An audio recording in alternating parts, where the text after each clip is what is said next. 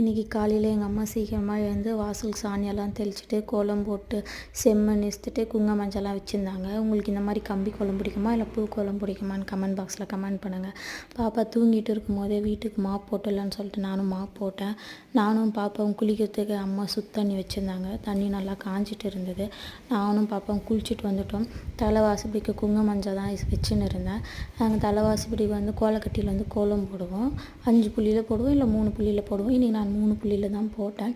பூக்கார அக்காவும் அதே டைமுக்கே வந்தாங்க. ஒரு முழம் பூ வந்து 70 ரூபான்னு சொல்லி கொடுத்தாங்க. உங்கள் ஊரில் ஒரு முழம் பூ எவ்வளோன்னு சொல்லி சொல்லுங்கள். பூஜை சாமானெல்லாம் கழுவி பூவெல்லாம் சின்ன சின்ன கொத்தாக கட் பண்ணிவிட்டு எல்லா ஃபோட்டோவுக்கு காமாட்சி விளக்குக்கு பிள்ளையாருக்கெல்லாம் வச்சுன்னு இருக்கும்போதே எங்கள் அம்மா வந்து சாப்பாடு செஞ்சுட்டேன். நம்ம பாப்பா தூங்கிட்டு இருக்கும்போதே நம்ம சாமி கும்பிட்டுடலாம் அப்படின்னாங்க. என்னம்மா சாப்பாடு செஞ்சுக்கிறேன்னு கேட்டால் பச்சரிசி சாப்பாடு செஞ்சுருக்கிறேன், முருங்கீரை பொரியல், முருங்கைக்காய் சாம்பார் வச்சுருக்கிறேன்னு சொன்னாங்க.